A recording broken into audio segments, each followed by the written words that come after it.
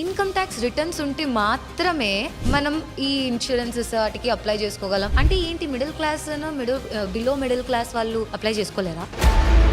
చాలా మంది ఈ రీజన్ వల్లే తీసుకోవట్లేదు అనమాట. ఇది కూడా one of the reason. So ITR 100% mandatory కాదు జాబ్ చేస్తున్న వాళ్ళకి. మిగతా వాళ్ళకి మ్యాండేటరీ. జాబ్ లేదు, ఖాళీగా ఉన్నారు, అలాంటి వాళ్ళకి ఐటీఆర్ కావాల్సిందే. నువ్వు జాబ్ చేయట్లేదు, ఓన్గా బిజినెస్ చేస్తున్నావు, నువ్వు కూడా ఖచ్చితంగా ఐటీఆర్ ఇవ్వాల్సిందే. జాబ్ లేకుండా ఎవరైతే ఉంటారో వాళ్ళందరూ ఖచ్చితంగా ఐటీఆర్ ని డిస్క్లోజ్ చేయాల్సిందే. ఒకవేళ జాబ్ చేస్తున్నావు ఖచ్చితంగా ఫామ్ 16 లేకపోతే శాలరీ స్లిప్స్ అడుగుతారు. ఎందుకంటే నీకు ఎంత జీతం వస్తుందో వాళ్ళకి తెలుస్తుంది. కొన్నిసార్లు నీ బ్యాంక్ అకౌంట్ స్టేట్మెంట్ కూడా అడుగుతారు. ఓకే, ఈమెకి మంచిగా జీతం వస్తుంది, బ్యాంక్ స్టేట్మెంట్ లో కూడా జీతం పడుతున్నట్లు ఉంది, సర్లే ఈమె దగ్గర ఐటీఆర్ తీసుకోవద్దు అని చెప్పి తీసుకోరనమాట. అదే నువ్వు కనుక శాలరీ స్లిప్స్ ఇవ్వలే, ఆ సందర్భంలో ఐటీఆర్ అడుగుతారు. జీతం చాలా తక్కువ అనుకో, నీ కవరేజ్ కూడా తక్కువ ఇస్తారు.